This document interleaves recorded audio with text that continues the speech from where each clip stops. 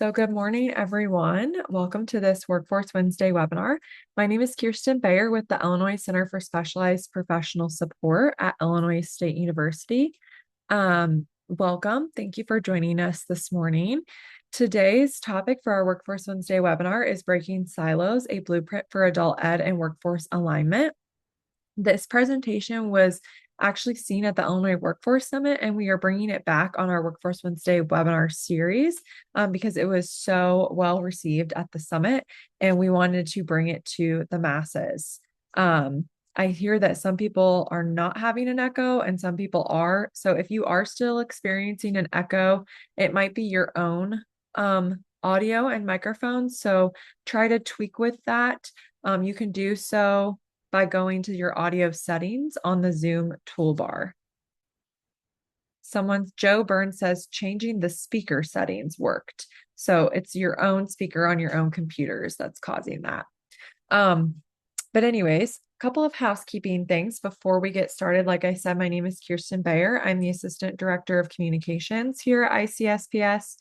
I sit as a part of the WIOA Professional Development Committee. I sit as staff on that committee, which is comprised of partners from all four titles, as well as local representation on the LWIA level and business representation too. So that committee is underneath the IWIB, and we help present and help facilitate and help plan the Workforce Wednesday webinar series, as well as the Illinois Workforce Summit every year.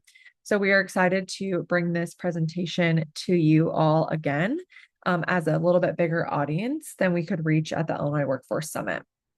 We are on the Zoom webinar platform today, as opposed to Zoom meeting. It's a little bit different. As an attendee, you do not have your microphone or your video capabilities. We do this so it's a little bit more of a sit and get presentation.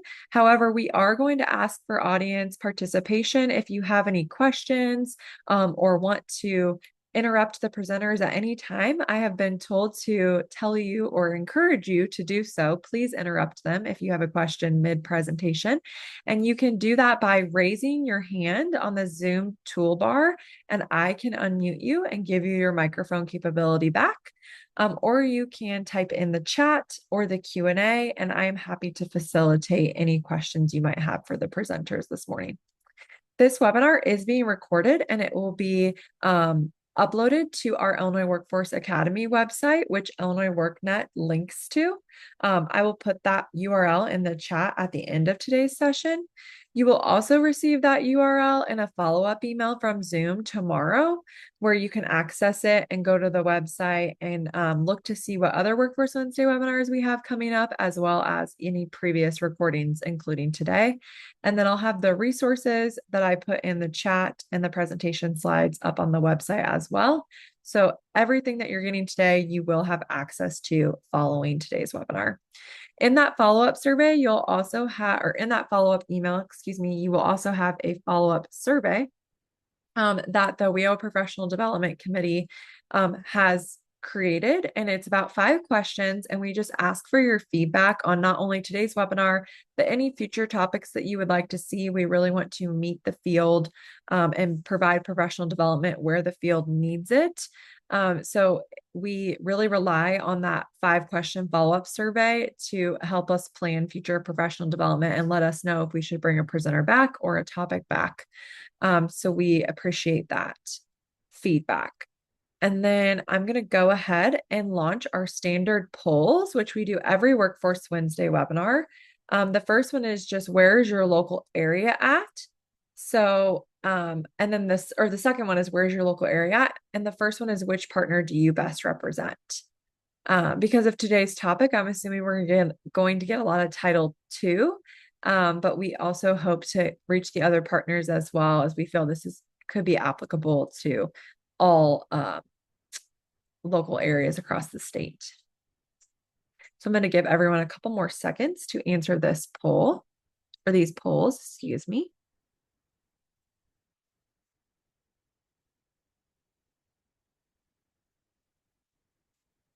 And then as you're finishing answering the poll, if there are any logistical questions about today, feel free to chat me specifically. I'm happy to answer those. For those of you who are just joining us, I did put some resources in the chat earlier. If you do not see those during the webinar, it's because I am running the slide deck, and I will put those in the chat again at the end of the webinar too. All right, I'm going to go ahead and end that and share the results just to debrief really quickly. We have about over half of the audience is Title II. We have about a third of the audience being Title I, and a couple people from Title IV as well, or other WIOA partners and stakeholders. So we're excited to have reached that audience. And then we have a good span across the state, which is always nice to see, because we want to make sure we're hitting the whole state with this professional development that we are providing. And then one more housekeeping thing is that we do have closed captioning on for accessibility reasons or note-taking purposes, so feel free to turn that on. And then I do see in the chat, I'll just address this really quickly for the masses. Somebody asked if you were able to receive CEUs for this webinar. We do provide a certificate of participation. So if you need one following today's webinar, you can email me directly and I'm happy to provide you one. I just put my email in the chat and I'm happy, just email me your name and that you attended today's webinar. I will double check the registration and then I will send you a certification. And with that, I'm going to stop talking and hand it off to the presenters today. I am excited to introduce you all to Angelique McGuire to kick us off and introduce you to her team and partners.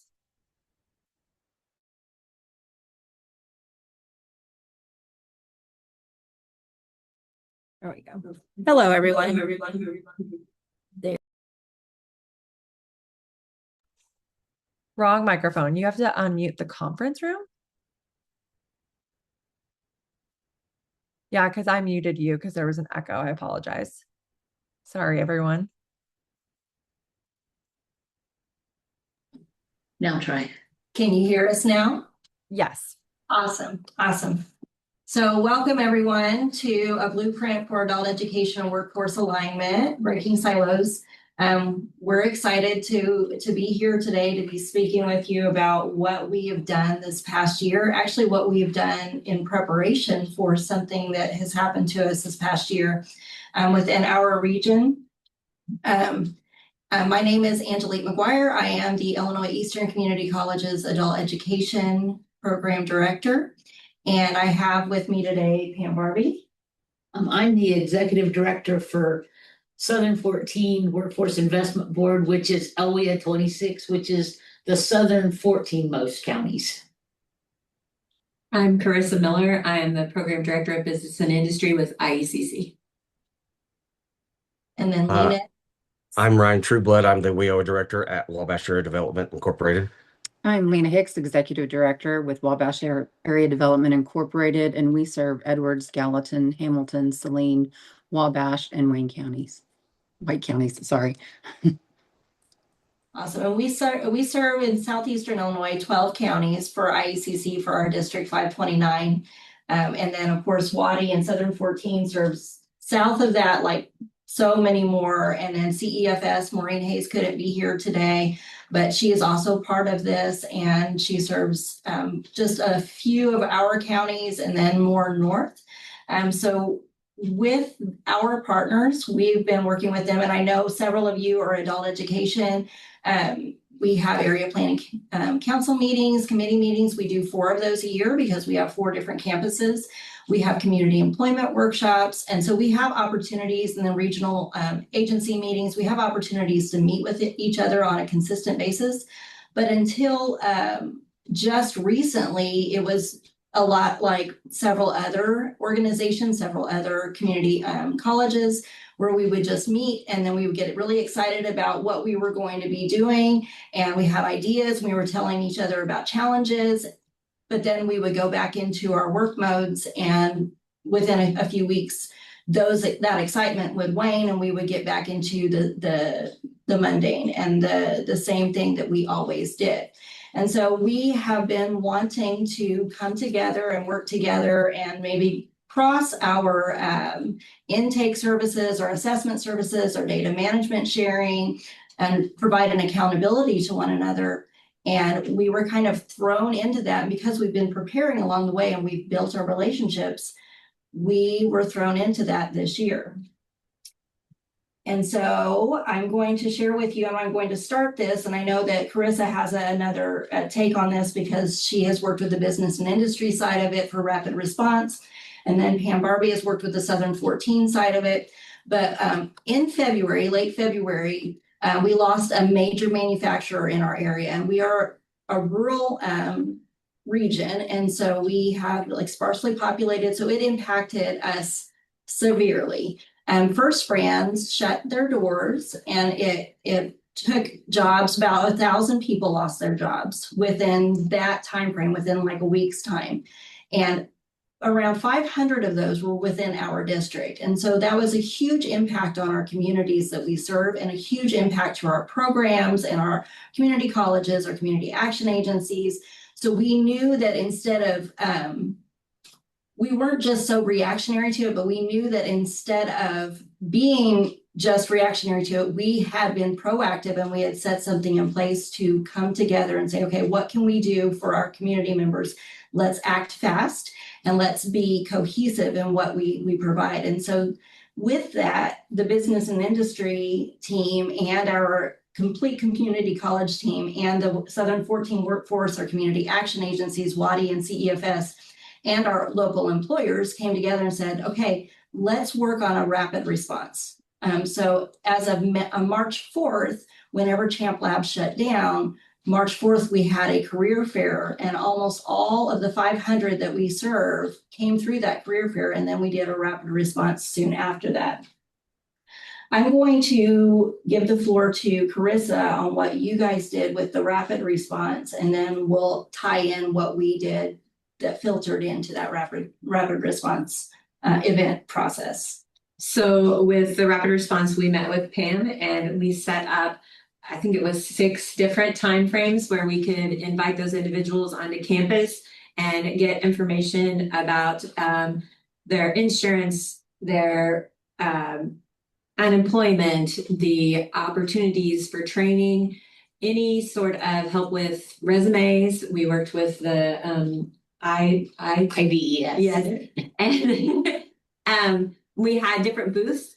We started with just a overview where everybody kind of explained the different possibilities that the community college could help and all the agencies could help. And then we did individual talks with the people after those sessions. So with that, we laid out all of the short-term trainings that business and industry offered. We had booths from if they wanted to move into full college degrees. The adult ed was there, and then the unemployment agency. So we held those so we could split the 500 people up and everybody could get a chance to talk with someone in person.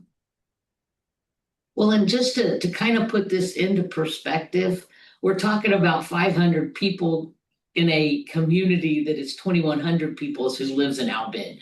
So it not only directly impacted the workers who were employed by Champ Labs, it also impacted those downstream things that you don't think of, like the restaurants that closed because people didn't eat lunch there every day. So we had, it was much more than just one event, but that was the catalyst to start this. Absolutely. And so after the initial shock of losing a manufacturer of that magnitude within our area, we shifted. And so instead of, if we had relied on traditional siloed handoffs, sending a worker to one office for food assistance, another to unemployment, another for retraining, hundreds of those employees, those former employees, our shared clients would have fallen through the cracks because it would have been overwhelming to them. So the crisis forced us to act on as one ecosystem for joint intake processes, shared assessments, and real-time co-enrollment. And so we're going to speak to that here throughout this session about what we did, and not only what we did, but how we did it, and how you can kind of mold your partnerships and this process and use this to fit your area as well. So it's not just a one-stop shop where we're just doing everything that we possibly can, but then we just kind of hand it off and it's not our responsibility anymore. We stay consistent with one another so that we are following through for that one individual. And we've done that time and time again within this spring term. So Champ Labs did test our region, but it proved that our aligned systems saved our communities. Kirsten, if you would like to go to the next slide. Alrighty, so with this slide, we are going to speak to how the Champ Labs method, how that closing of that manufacturer affected us as partners, affected our responses. And then you will see in just a few slides down the way, we're going to speak to how that affected our communities and our learners. And so with the streamlining of the referral and the intake, Pam and I are going to kind of co-team this one. We've created a seamless, no wrong door avenue. And so we pulled together and we said, what can we do to help you out? And when we say, what can we do to help you out? I was asking WADI and I was asking CEFS, what is it that you need whenever you have a flood of people coming to you for the services that you're providing? How can I help you? And so we sat down and we're like, okay, so we know that there are barriers of what we can provide, and the shared clients fill out this form and this form and this form, and then they have to have a release of information. And so how can we get past that? And so with the streamlining of our referral and our intake, we decided to map out everything that we were providing, where we provided our intake processes, our applications, and how we could speak to that. So we were informed of each other's services and each other's processes, so we could advocate for one another and have it whenever that student comes to us or that potential student comes to us and we say, how can we help you? We can do, okay, so you're going to go through this process. We're going to give you this QR code to fill out this application for WIOA services. We're going to help you get into our AMOC, which is alternative method of credentialing. We're going to help you get on the track to getting your Illinois high school diploma, because many of these Champ Labs workers went straight from high school. Maybe they didn't finish high school, and Champ Labs would hire them without that Illinois high school diploma. Fast forward 20, 30 years, and this is all they knew professionally. They needed that foundational knowledge. And so now they're coming back to us, but not only did they need that foundational diploma, they also need to provide for their families. So we sat down and we thought, this is what we're going to do to revamp our intake process. We're going to revamp our applications, and we're going to provide this as a seamless transition for our shared clients. So Ryan, if you wanted to speak to the shared testing and the dual enrollment. Sure. So to help out with our champion customers, IECC and Frontier Community College stepped up, and they offered to help us with the CASAS testing. That's a reading and math tests, which helps streamline the process to get those customers' applications quickly done for our WIOA clients. As well, Ryan and Lena also opened up their door to share the career scopes. Yes, the career scopes. That's an interest assessment. It kind of takes I think it's like 40 questions that takes the customer through various areas that they are interested in doing. And what it does is it puts out some ONET codes and tells us what careers that they would enjoy going into. And not only were we able to offer that, and that was something that WADI and CEFS had invested in us and provided us with. They had paid for those career scope assessments and provided us with that access so that we could give that to our students and potential shared clients. Now, some of our students that came through, some of those shared clients that came through were not eligible for adult education services. However, that did not stop us from enrolling, from registering them, from providing that intake and providing that avenue to Employment 101, where they actually did not really need their Illinois high school diploma, but they needed career skills, soft skills. So they did go through that assessment and they were qualified for going through Employment 101, taking that career scope and finding their next avenue for employment or furthering their education. So Pam, did you want to speak to our economic?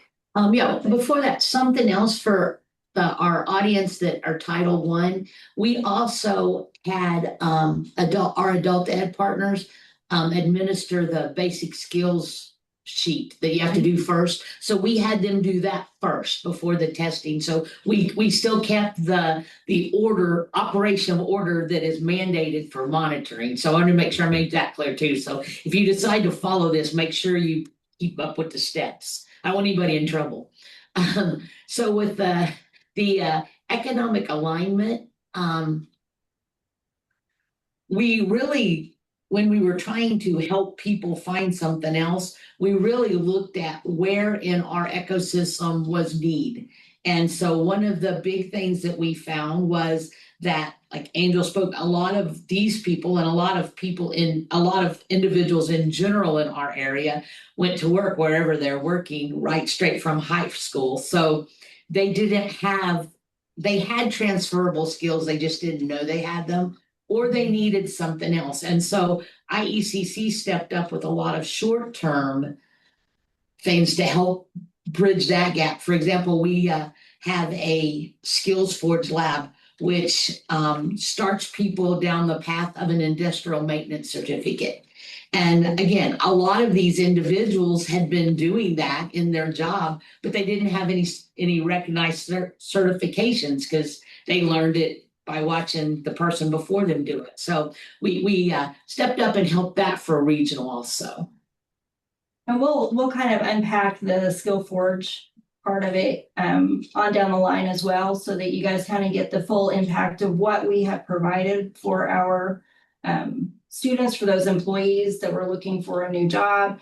I'll probably have Carissa share a little bit more about her experiences with Skill Forge and what we have done with our ICAPS and our manufacturing bridge to kind of help further bridge that gap and further our resources for the need of the shared clients. So with the recruitment and the cross promotion, we are cross-promoting our services and what we're providing to our communities. And so we are, again, training each other on what the options are for our shared clients. We're training each other on what we provide.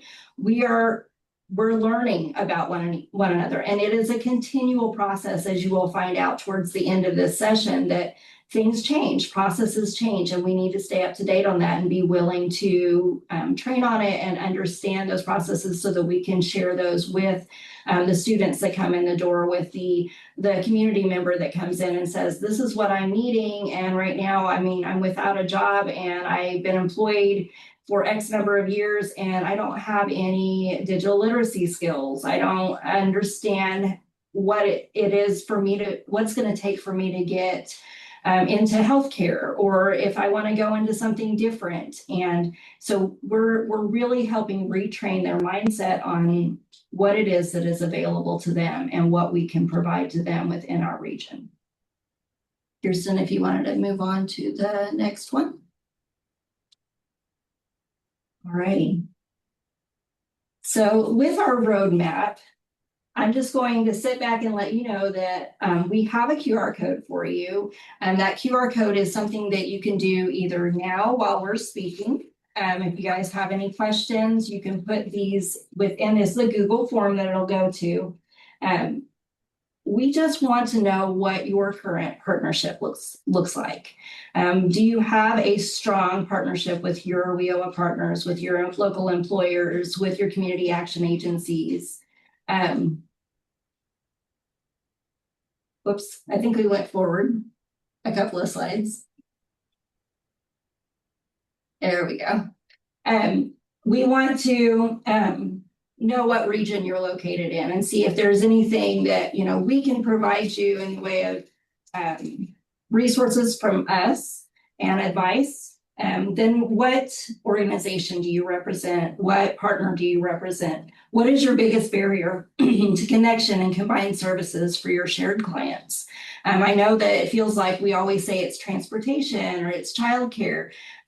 Big barrier for a lot of our shared clients whenever it came to this manufacturer closing was, what do I need to move forward? Where do I go next?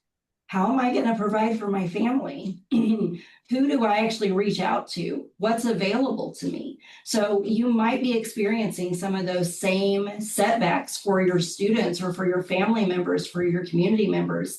And we want to be able to speak to that and say, this is how, whenever we were presented those questions, this is how we came to them and provided them with options and with not, well, here's a name, or I'm going to email this person and let them know and they'll reach out to you. We provided a warm handoff, and I'll speak to that as well. And then how can we best support you in your collaboration or your development of your collaboration with your WIOA partners?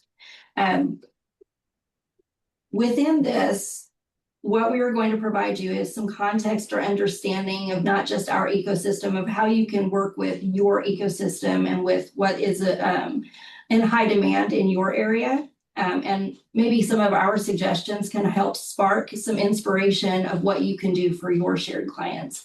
And then what is your crisis story? We had a crisis story, but even before that, we were working together and we were making sure that we were staying in communication and we were consistent with one another.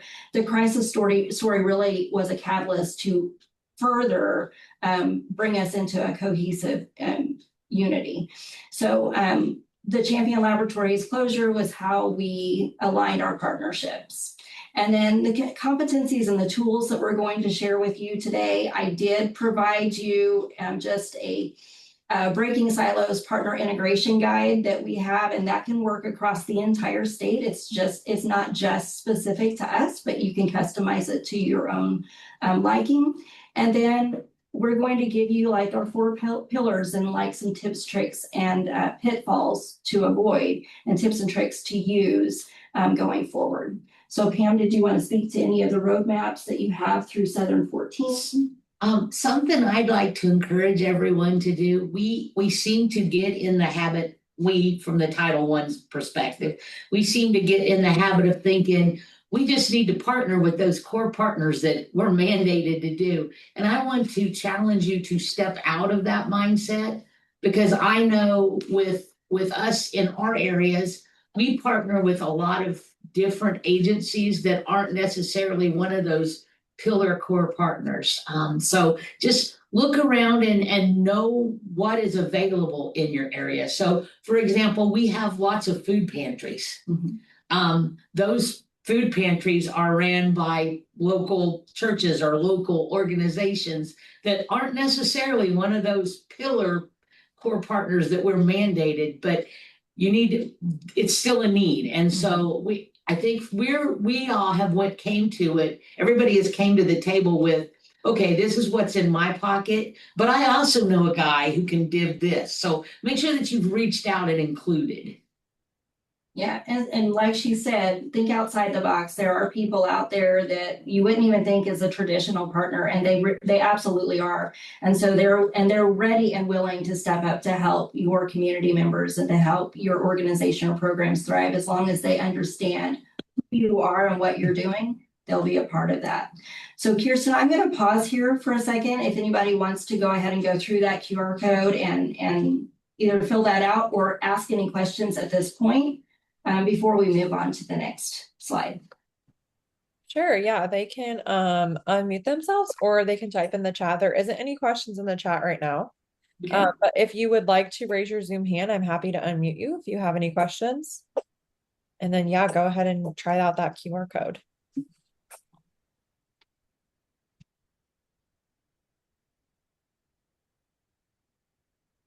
Well, listen, and we experienced, while they're doing that, we experienced help from very non-traditional avenues. For example, the career fair that she alluded to the day after they were announced it would close, that was all put together by the Edwards County Chamber of Commerce. Mm-hmm. And we've met with the Rotary clubs in our different ones. So we've utilized non-traditional partners even. And they have stepped up in a big way. Yes. Yeah, I don't know any solid figures, but there's a large amount of people who are not still unemployed that were unemployed from CHAMP.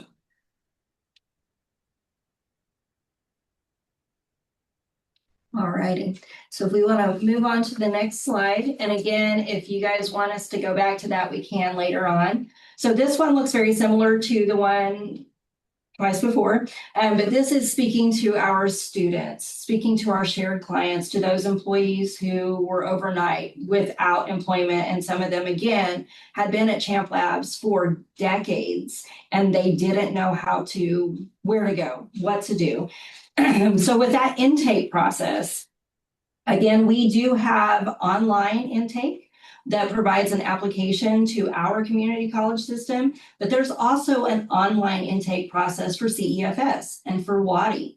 And so we wanted to make sure that the students knew that I'm speaking as an educator, but that the community members knew exactly what they could fill out, and they would have somebody there to guide them through that. So they didn't feel like they were filling out multiple application for the college, intake for the adult education, intake for WIOA. We kind of married that and we brought that together. Again, we wanted them to know that there was not a wrong door that they could go to. They could go to WADI, and WADI would know what it is we're offering and who to speak to kind of get them on board. CEFS as well. And those referrals weren't just, hey, we just had a student come in and they're needing XYZ.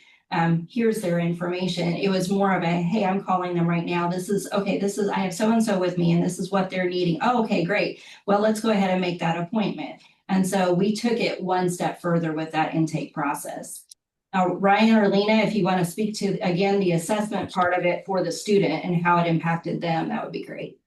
Yes. So the new Illinois Workforce Development System has a new intake system called IWDS 2.0.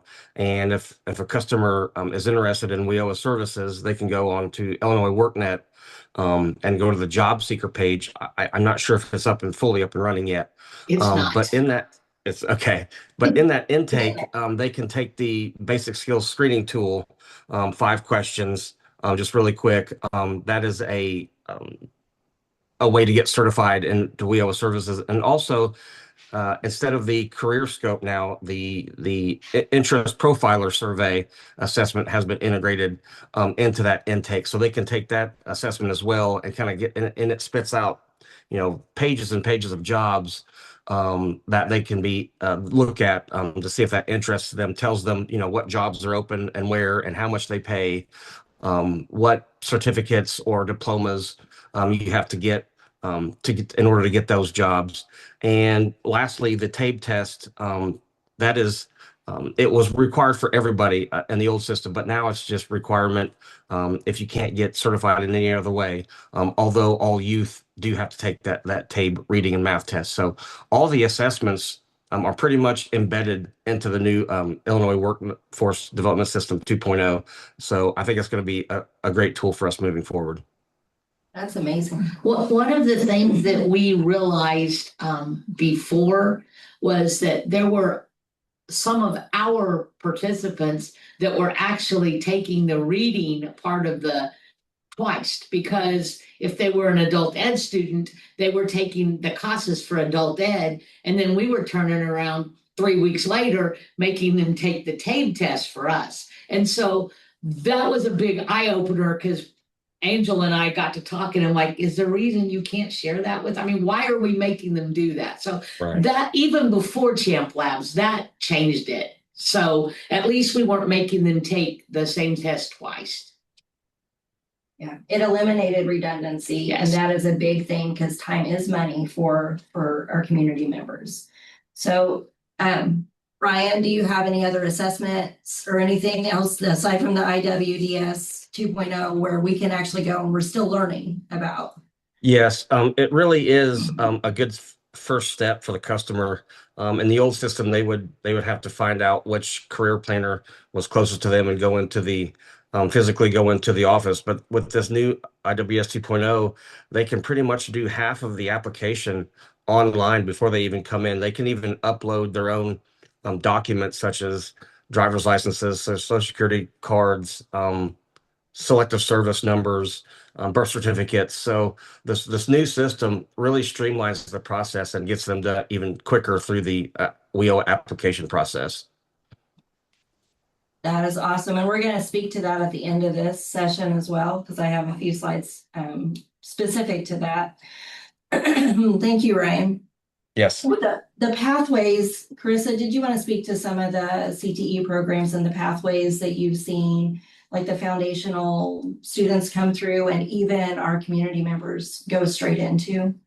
So with the short-term trainings that we have, we utilized most. We used our install grant to provide basic computer skills for those who were displaced from Champion. We also did the manufacturing lab that leads into the industrial maintenance program. And they did the electrical training, PLCs, pneumatics, and hydraulics. And each of those are about 2 weeks, or depending, it's like 40 hours, and it depends how quick they're kind of self-paced. With that, they take the MSC testing, and then they get a SOCA certification if they pass that at the end. And the SOCA certification is nationally recognized. They can take that and use that towards our industrial maintenance program. Something else that we did that I'm kind of proud of, because it's our first attempt at it, is we had been playing around with the idea of having a pre-apprenticeship in healthcare, because healthcare in our area is the better paying jobs and the consistent jobs and the number of jobs. And so we had initially thought, oh, we'll market this to just graduating, and we'll just do it as a work experience and training put together for people that didn't know what they wanted to do, just coming out of high school. And then this happened, and we thought, ooh, we're going to have a bunch of people who don't want manufacturing anymore, because this is not the first time they've been laid off. And so we ended up having 8, 9. We had 8 in our Yes, cohort. we ended up having 8 in our cohort. 5 of them were Champ Lab employees that were all more than 40 years of age, probably some seasoned employees. And almost all, I think all of them have enrolled in the fall semester in some sort of healthcare, whether it be medical lab tech or coding or certified medical assistant, or we have a physical therapy associate. So, I mean, even that was a success that we wouldn't have probably had the guts to try had this not happened. And the feedback on that healthcare from the students, the teacher, the hospital, I mean, it's all been like 100% positive. I mean, we had there's not been one really negative thing. And they enjoyed the program. They got to go to different areas of the hospital, see how they work, see that there is more jobs in a hospital besides a doctor and a nurse. And they got to see the importance of those additional jobs. And it helps 6 of the 8 decide like on a path, they said. So, and the other 2 were maybe, so I guess they're just kind of going back and forth between 2. But it was just a really positive 8-week program. Awesome. All righty. And then with our resources and our wraparound supports, Lena, if you wanted to share to that, what Sure. we offered. A lot of what we're able to do, we have in-house programs as well. I'm not sure how many people are familiar with their community action agencies. We have food pantries at several locations. Of course, we have community service block grant, our core funding. We have a fairly large Head Start program that offers center-based services as well as home visiting services. A lot of what we saw when Champ closed is an influx in food pantry, energy assistance, and they weren't our traditional people that we would see. With the income from Champ, it was one of the higher paying jobs in our area. So, they had not utilized our services. They didn't know what WADI was, or CEFS, our sister agency. So when one or both of the household breadwinners lost their income, we were there at the rapid response, we were there at the career fairs, trying to set them up with not only in-house services, but again, those partnerships and resources that we have. At WADI, we have over 200 partnerships. We have partnered with religious organizations. We work with our state and local elected officials. We make sure staff are on state and national boards, or at least advisory groups, to where we're bringing information in that's going to benefit our customers. As Pam and Angel said, we partner with the hospitals. What we're doing now is a partnership with IECC and Carissa. I know you guys have some more work that you guys are doing to set that up, but what we'll be doing is helping some of our Head Start employees get their credentialing that they need through gateways. So, and that's something that we're working on as far as partnerships as well, because what we've seen is in our area, having qualified staff for the positions is the issue. I mean, there's plenty of people out there that need a job, but they may not have the qualifications to work in one of our centers. So we're trying to do that with our staff, as well as, in the future, potential employees coming in to where we can get them at the level that we need to hire. One thing that we do really well, we partner with our mass transit as well. So, people ran into issues with transportation after this. They might have carpooled to work, but there were a lot of barriers with us being rural, to where, as a community action agency, if we're able to transfer them to a program in-house or someplace outside of our agency, we try to make sure that we have partnerships in all sectors to where we can get them the resources they need. And as Angel said, there's no wrong door. If there's something that we don't have an answer to, we're going to call Pam or we're going to call Angel and figure out how we can help them. So. Thank you so much, Lena. Those not the rapid response, but the resources and the wraparound supports is huge. And multiple times we have had WADI and CEFS come into our classrooms just to share the resources that they have available for our students. And we have a WADI building right across the street from our Frontier Community College campus. And it is, like Pam used to say, playing Frogger, getting people to go over there to fill out paperwork so they can get the help they need. So then WADI has decided, we're going to come to you. Now, even if it's just across the street, sometimes it can be very overwhelming or time consuming, and that a student will not do it. And they need somebody to come in and say, hey, I'm going to help you out. I'm going to come to where you are, and we're going to provide you the services that you need, or the knowledge of the services, and we'll find a way to get you to where we need you to go so that you can get those services. So we greatly appreciate WADI, and we greatly appreciate CEFS. They've been a huge help for our students and a game changer for our programs. Alrighty, Kirsten, we'll go on to the next slide.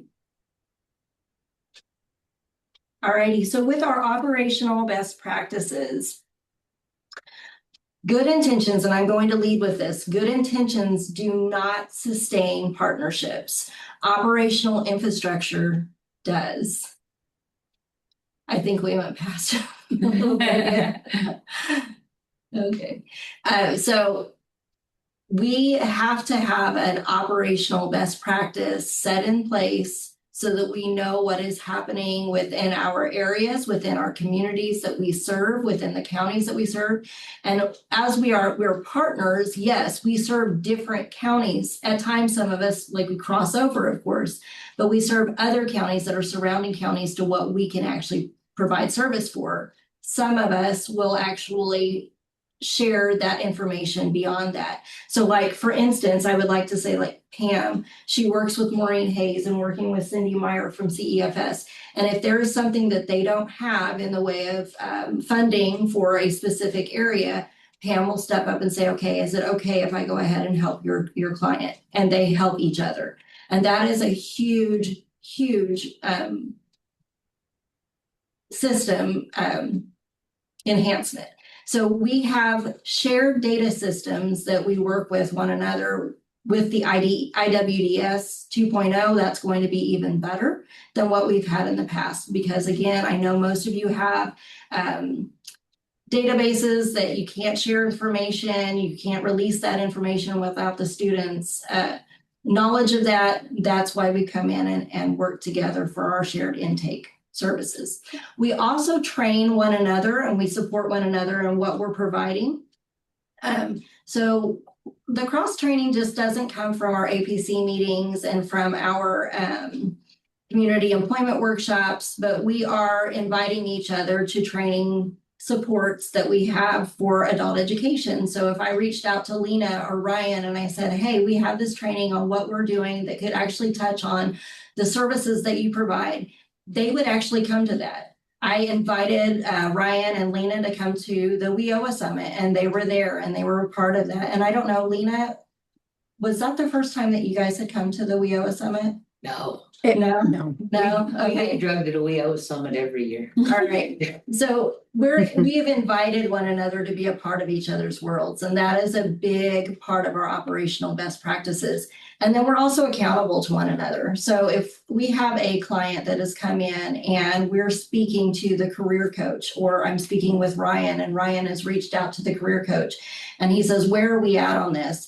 Pam will even reach out and then she'll say, where are we at on this? And we'll make sure that this student or this shared client has received every touch point necessary. And then we'll provide that follow-up. So sometimes the student's like, yes, I've reached out to someone and they're like, yes, Nelda's already reached out to me, or yes, Pam's already spoken with me. And that is the best feeling in the world, that somebody has already reached out to them, instead of somebody saying, yeah, I've been sitting here for 2 weeks and I don't know what I'm supposed to be doing. I don't know where to go next.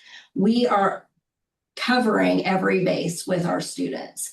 So Pam, did you want to speak to any operational best practices through what you guys do? Just a tip. Again, I'm speaking mostly to my Title I audience, but just a tip. One of the things that we started with the joint staff training is within your one-stop center, you have to have a business services team that meets, and ours happens to meet quarterly. And each quarter, one of the partners steps up and does a presentation. So 1 month it might be adult ed, the next month it might be business and industry. Last meeting, it was somebody from data at IDES. So that's another way how we train jointly. And then also at that meeting, everyone speaks to issues or what their successes or what they're doing. So I highly, if there's any other of the executive directors of a Title I program that's on here, I highly suggest you personally go to one of your business services, because then you can just really get a feel for what's really going on. It's kind of easy to sit at your desk and think what's going on. It's totally different when you're in the classroom and you know what's going on.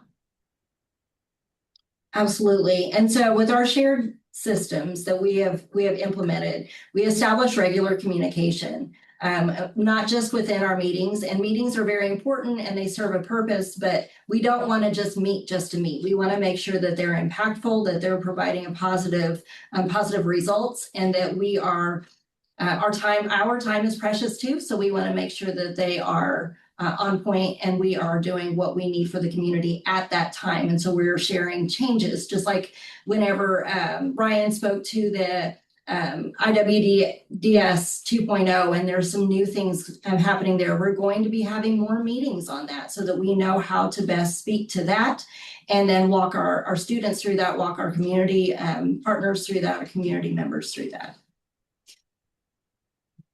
Did any of the panelists here want to speak to operational best practices before we move on? No. Okay. All righty. All righty. We'll go to the next slide then, Kirsten. All right. So the programs that power the pipeline. I did want to allow Carissa and Pam to share some of those programs that power the pipeline, and then I'm going to share what adult education provides as a foundational and a bridge into some of those programs. So we pretty much touched on our babies. We have the opportunity with WIOA Title I actually work for the workforce board. I'm a board employee. And we have the opportunity, Chris and I get to work really closely together to visit local businesses and actually find out from the people who actually do the job what they need. Because we found out that, for example, we maybe weren't teaching the kind of welding that they needed. So Carissa can then come back to the college and go, you know, I heard that we probably shouldn't be teaching arc welding anymore because they haven't used that since the 40s. So well, maybe not that, but, Right. but we've had the opportunity to do that with our partnerships. And that's kind of what's geared our career readiness boot camps or our bridges to employment. Skills Forge, for example, we found out that there were not a lot of accredited maintenance people out there, which is what brought that.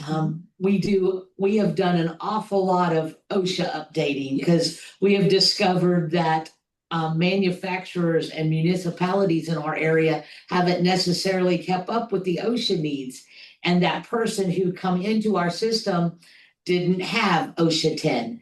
And so from listening to other, not just our learners, but also our businesses, we've kind of figured out a little bit more of what's needed in the pipeline. So with the high demand pathways in our industry, we did reach out. I did reach out to Pam, and I reached out to business and industry, and I've been asking, well, where is it that our community members are seeking? Where is it that our students are going to make sure that they're providing for their families, and where's their interest? And so with that, we brought in our ICAPS, and ICAPS integrated career and academic preparation systems. We have a welding ICAPS. We've had that for several years, and it has received the most of our students. So it is something that is well received within our counties, our 12 counties. And then we now brought in a broadband, and in our upper LWIA 23 area, broadband ICAPS. We also have an ICAPS in manufacturing, and that really ties into our Skill Forge lab. And so what the ICAPS does is provides them with an opportunity to get their Illinois high school diploma, as well as working towards that credential simultaneously. And while they're doing that, we find a way to pay for that schooling for them so that they don't have to out of pocket that expense through ability to benefit and then also their WIOA services.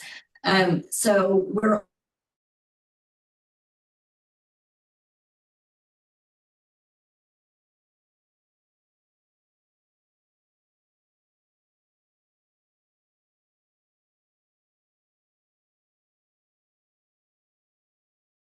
CNA. And we have a CNA, and that one has been really well received within this fiscal year. And so we know that that one's going to grow, and we're going to be working with the hospital to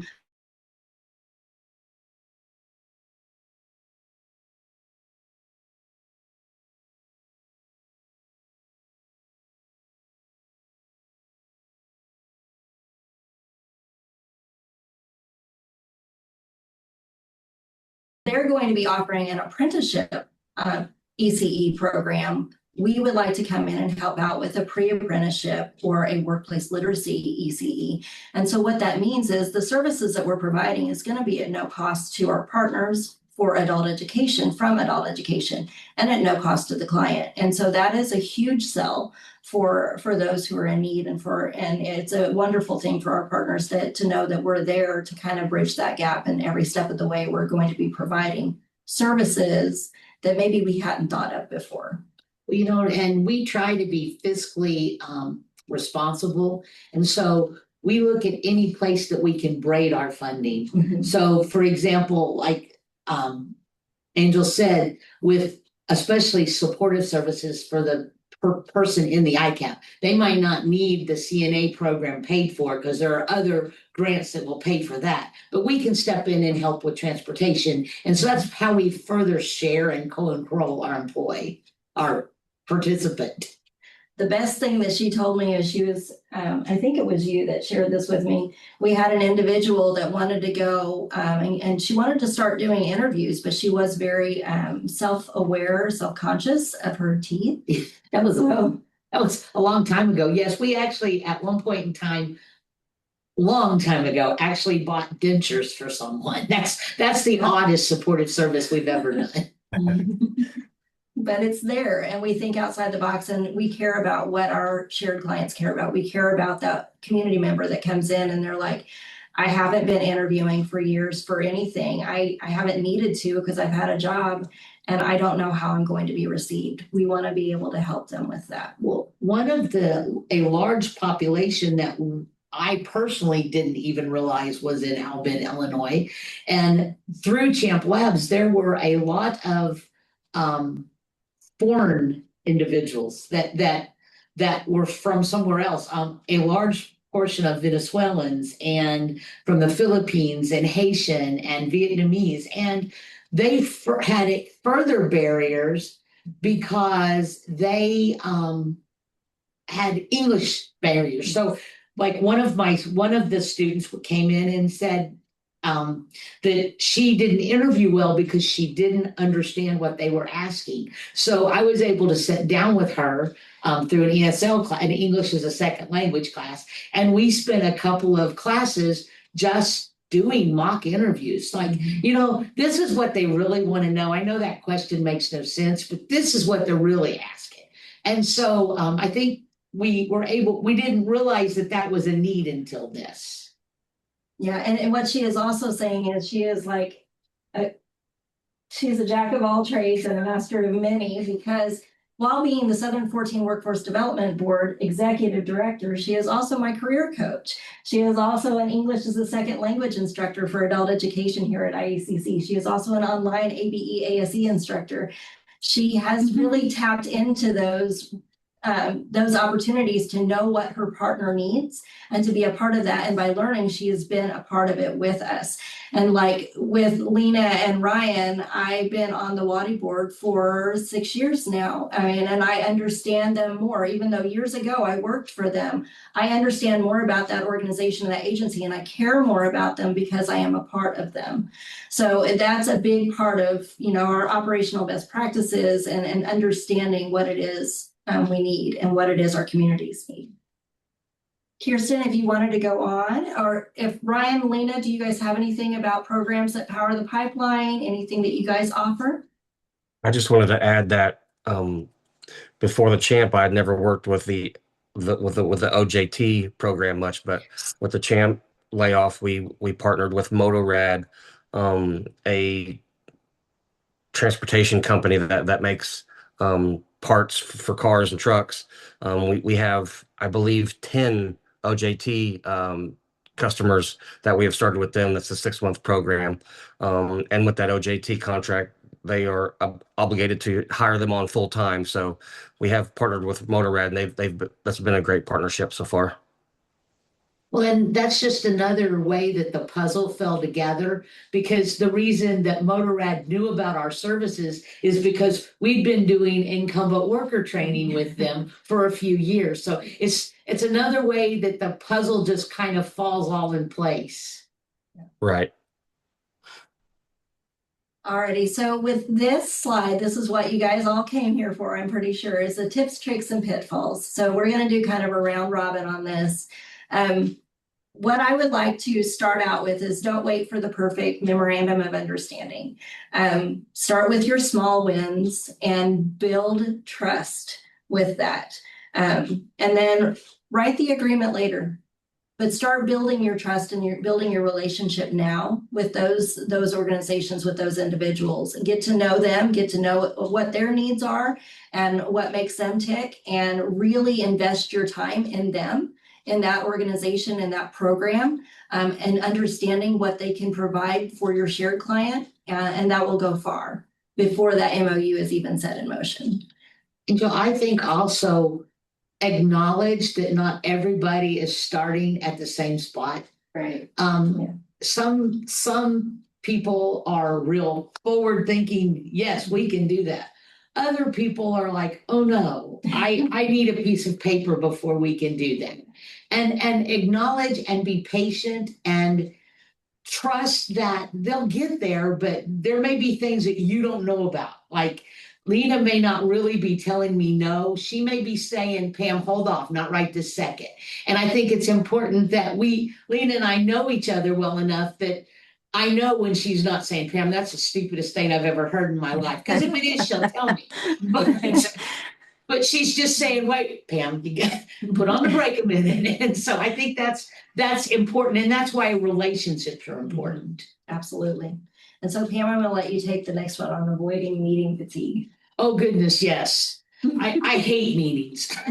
So don't call a meeting. Yeah, don't call a meeting unless it's if you can send it in an email, send it in an email and follow it up with a phone call. Yes. We don't have to have a meeting to find out who bought the last box of Kleenex. So yeah, some of those.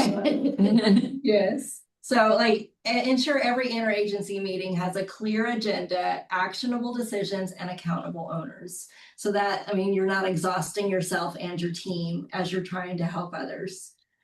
Carissa, do you want to read the beware of the referral handoff?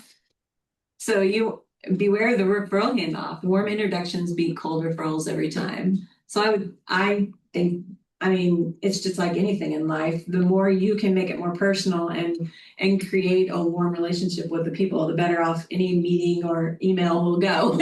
Absolutely. Especially if you do need Kleenex. So And I think the things that we sometimes, I'm going to skip over that next one real quick.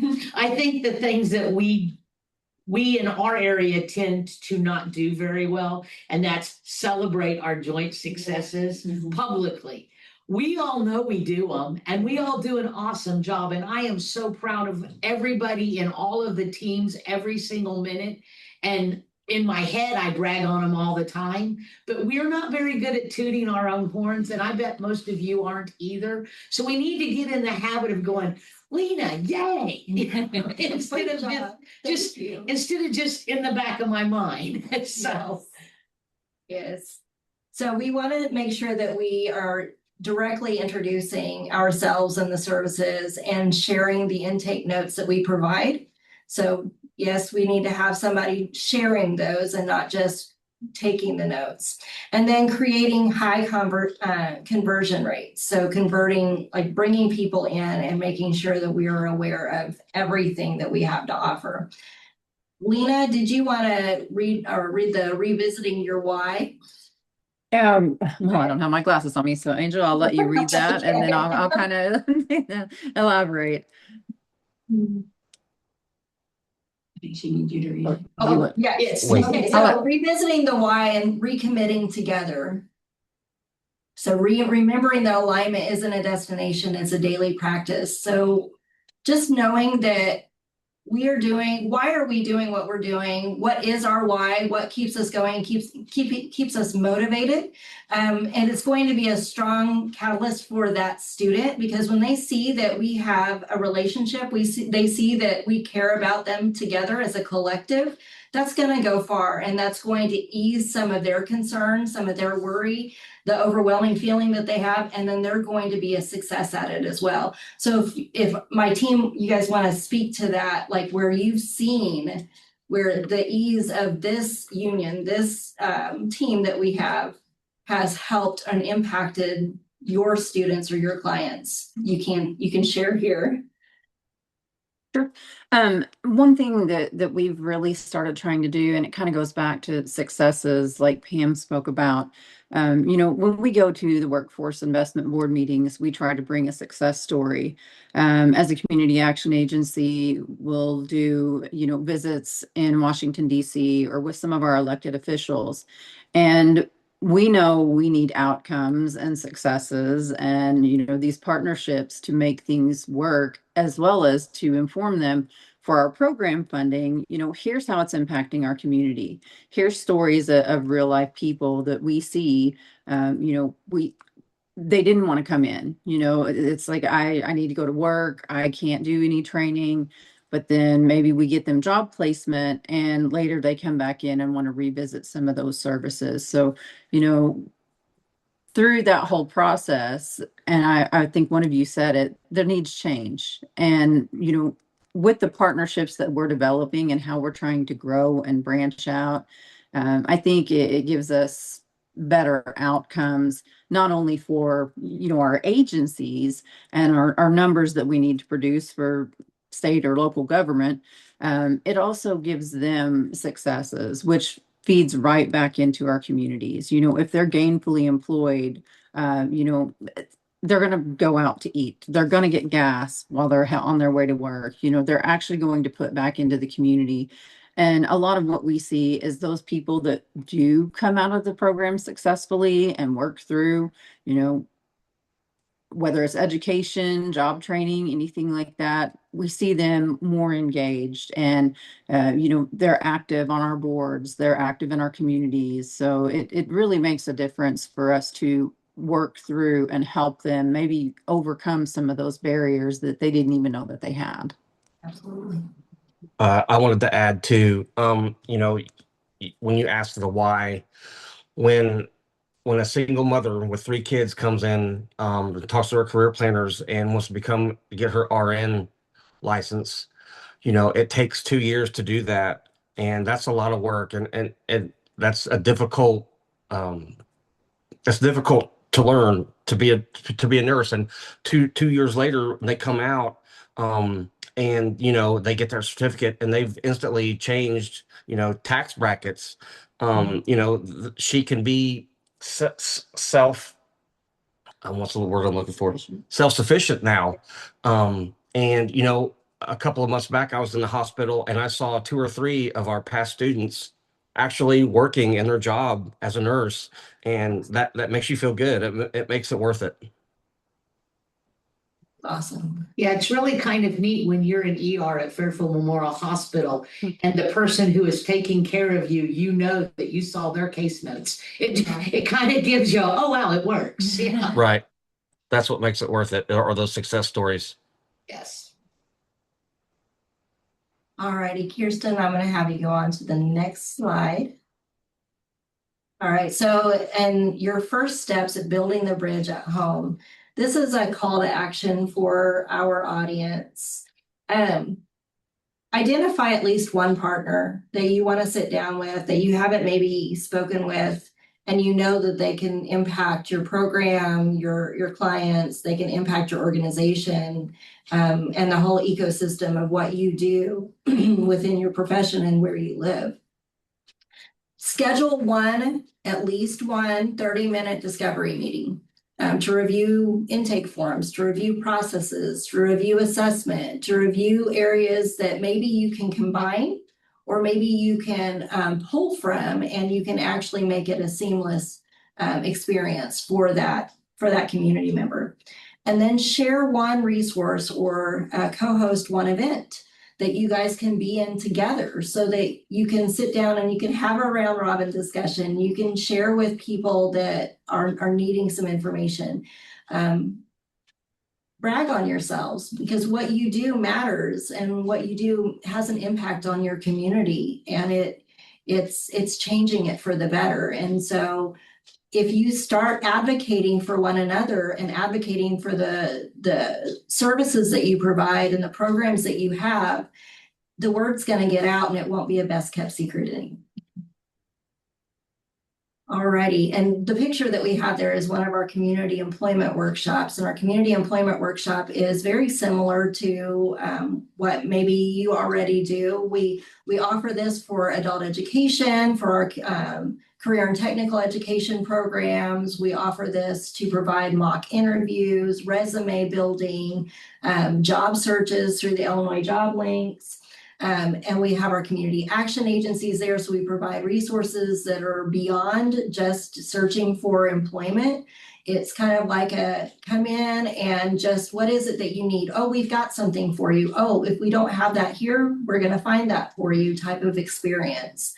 And this year, I think we're going to take it one step further, because each year we meet and we plan for these, and we do 4 of them on each corner of our district.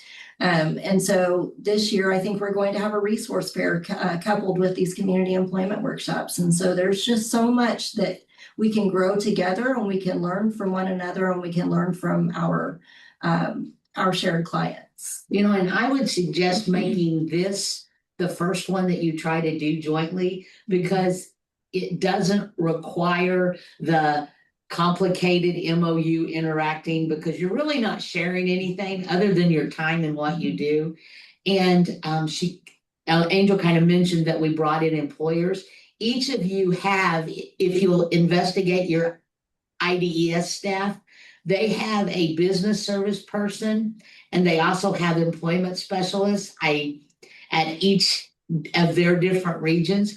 Make sure you find out who those people are and tap into them. Like, I know the person that does our business service in our area is awesome about finding us employers who will do mock interviews. One of the programs that's here on the Frontier campus is electric distribution, the people that climb the poles. And so every year, that's one of the programs that comes into our career fair. And Scott always goes and finds the employers that hire that, whether it be Wayne White here or the different electric companies. And that gives the student more than just a mock interview. It gets them to be able, they can sit in front of that person who does that job every day, so they can ask about the splinters that go in your hand and how do you get them out. And so we take that like, well, that's a little thing, but they don't know whether they really want to do that the rest of their life unless they've actually gotten to speak to someone who does it. So that I would suggest that would be the one you start with, because that's kind of a low hanging fruit. Yes. And you can probably get your particular college to get on board with it with both feet, and get those career and technical instructors to send their students there. So that would be the one I would suggest you start with. All righty. And so the next few slides that we have is on that IWDS 2.0 referral guide. And I wanted to include that because I encourage everyone to look into that if you haven't already trained for that. It's customizable, this referral guide is, so you can go in and you can change certain areas to customize it to your LWIA. Pam, you know a little bit more about it than I do. Yeah, in this particular document that we're looking at, we keep that in our one-stop center. And so one-stop staff at our center all have it. Each of the partners have it.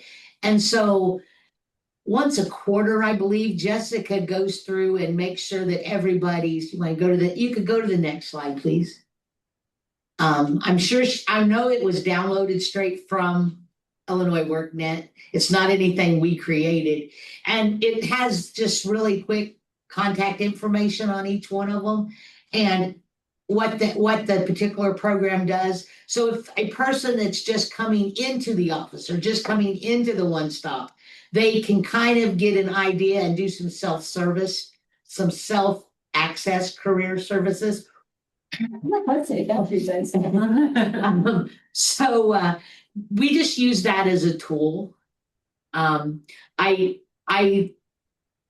As Ryan was saying, there's so much about the IWDS 2.0 we don't know about yet. It's not all quite working once. I do believe that now is an important time for each of the local workforce areas to encourage all of their partners to get partner accounts so that we're ready whenever that portion of it comes online and works well. And in LWIA 26, we didn't just go to the executive director of the agency. We went and asked them, but we asked them, can you please have that frontline person? So for example, the person that does employment services for IDE's office happens to be next to mine in the one-stop center. And we didn't just have the regional director of our IDE's be the partner. We asked him, could we have Larry? Because he's the boots on the ground that actually see it. So I think now is the perfect time for us as a Title I organization or as the workforce boards to start encouraging our state partners and our local partners to get those boots on the ground people with these partner accounts so that we can seamlessly make those referrals. I know that we've been using Larry in next to us as a guinea pig because he's right next to us. And so we've kind of seen how those are going to work. So I generally say I think this new system is going to be awesome this time next year. If you talk to us this time next year, we're going to think it's the greatest thing in the world. Not so much today, but I think it's going to be, I have high hopes that it's going to be awesome. Alrighty, and so in this referral guide, we also have, like, it breaks it down for all of the partners. Kirsten, if you wanted to go through the next slides, and then we'll just kind of go through, and I'll speak to it shortly. Lena and Ryan, you guys don't just serve like the community services block grant. That is a grant that you guys have, but Correct. you So guys community service block grant is our core funding, which establishes us as a community action agency. CSBG, Community Services Block Grant, a lot of what we're able to use that for, one thing in particular, when we saw that massive influx from CHAMP prior employees come in for food pantry, the first thing we did is contacted DCEO through our CSBG program and said, hey, we have more need for food, and what can we do through our program to help meet this need in our community? So, we normally do every year a community needs assessment. So, we're trying to figure out how do we best serve the dollars that we get in the communities that we have. awesome. And I'm not sure if that's what you were asking, Angel. Yes. You got it. Yes, and so it's represented, like every part of us is represented within this relationship guide. Kirsten, you can go on to the next slide as well. And I tried to just extract the ones of the panelists that represents us. We're representative of these areas, but there's so much more within this referral guide. So adult education, we offer adult basic education, adult secondary education, career and career and college readiness classes, bridge classes. We offer integrated career and academic preparation systems. We offer English as a second language, all free to our communities within the 12 counties. So with adult education, we have so many students within the communities that need these services, these wraparound supports, that we couldn't just provide them academic support. We needed to give them so much more. Kirsten, if you go on to the next slide there. Yeah. And then if you wanted to speak to some of our CTE programs and the business and industry training side of it. So with the business and industry training, a lot of that we work with the local businesses to try and cover the gaps of how they want to train the current employees to promote themselves from within, and also to bring in employees that are ready to hit the work floor. So with that, we do computer leadership, a lot of Excel classes, fork truck training, OSHA classes. We write OSHA policies for municipalities and any business that needs help with those. A lot of safety training. We have safety work conferences where they can get CEUs as well. And yeah, that's all right. All righty, and Kirsten, if you wanted to go on to the next slide, I think that's the last of the referral guide. So thank you so much for joining us today. Thank you for just sitting here with us and getting like a Windows view of what our team does on a regular basis. I think I touch on, like, I speak to them at least weekly, if not more frequently throughout the week. Everybody who's sitting here, we work well together, and it has taken years of making sure that we communicate with one another, making sure that we're reaching out and saying, hey, how are you doing this? Or how are you doing? Just kind of investing in one another. And so we thank you for joining us today. We want to be here as inspiration for you, but also as some resource, advice, some guides. And so please feel free to reach out to us. Our contact information is below. And again, that QR code is in there. So maybe Kirsten can extract that and put that in the chat, or I can email you from that Google form that we placed through that QR code, and just give you more information about us and how we can help be a part of what you do and your successes. And please ask us some questions. Yes, yes.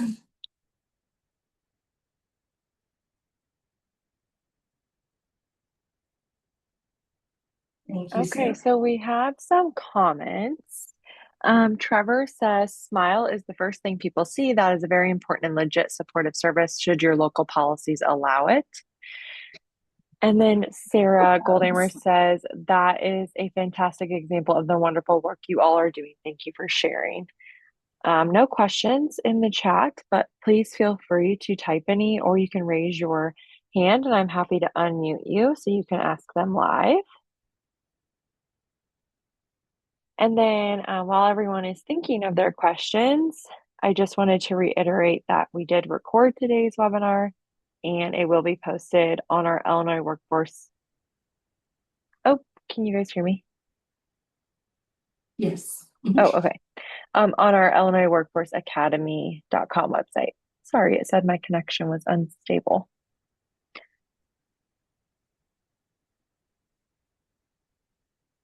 I can, we don't have any questions. I'm gonna actually minimize these.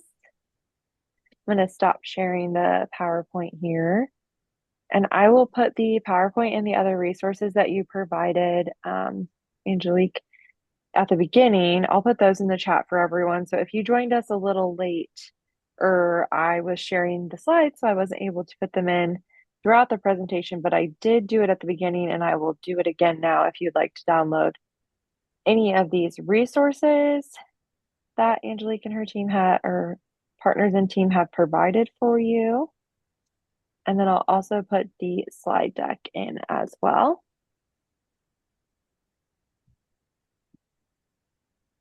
And anyone can feel free to download that. And then our website where you can access the recording. Again, you will get the follow-up email too with that information tomorrow.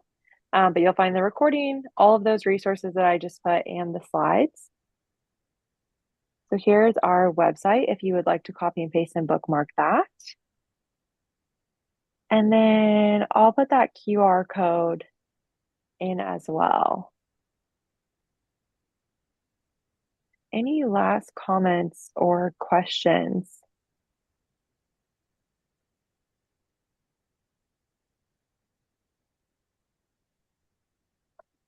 Don Brill says, thank you very much. What a fine team. You have to support each other. Very fortunate community. Thank you. We are very fortunate to have each other.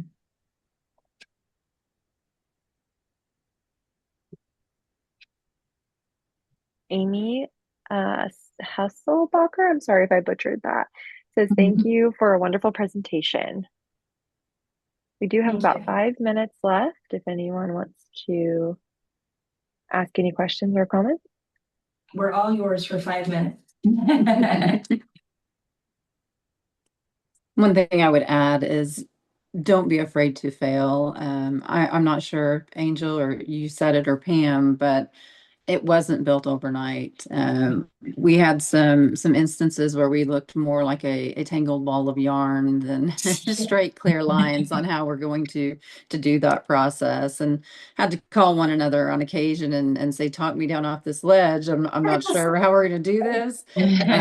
So, don't let those simple bumps in the road stop you from trying to form these partnerships. Luckily, we work so well together. Everybody on the team is great. Our partners are great. But, also due to us being so rural, it's necessary that we develop these things. So, we really don't have an option. You guys do have options sometimes, but they're not always easy to form. But I would encourage you, no matter what organization you're with, get out there and build those partnerships. They really do make a difference to the people we serve. So, Absolutely. Well, and sometimes they're not formed because nobody thought to ask. Mm-hmm. Again, Lena and I work closely together because she's my sub-grantee and she gets money from us. But we don't always think to ask, hey Lena, what about LIHEAP? what about CSBG? It's easy for us to talk Title I because that's the area that we both work in. So don't be afraid to ask. Worst they can tell you is no. And I bet you've been told no before. Very good advice. Okay, Joe, oh, go ahead. I was saying, even I said earlier, step out of your comfort zone, step out of those silos that we're mandated to partner with.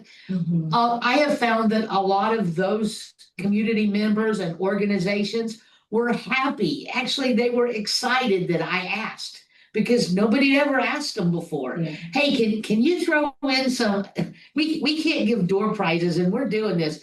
Could you give us a $25 gift certificate for a pizza?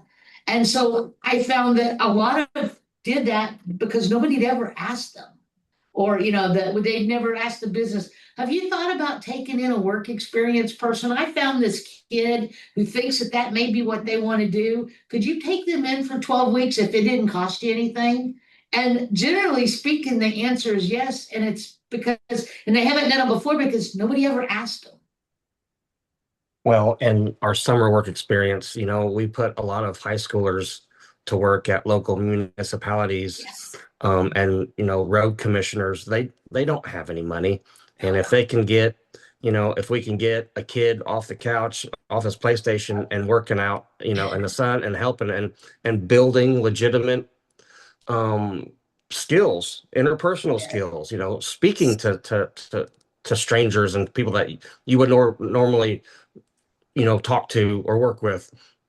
I think it's one of the best part of our work experience programs is putting those kids to work on their first job.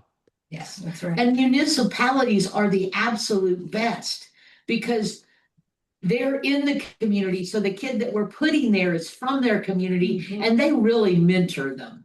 They're really good about saying, hey, Seth, you can't do that. All right, it's 11:29, so I think we could go ahead and wrap up. There was no questions or anyone raising their hand. I really appreciate your time that you gave to the Workforce Wednesday webinar series. Thank you to Pam and Angelique and Lena and Ryan and Krista, I believe. I appreciate your your time, and we'll go ahead and close us out. Thank you, everyone. Have a great Thanks, rest of guys. your Wednesday.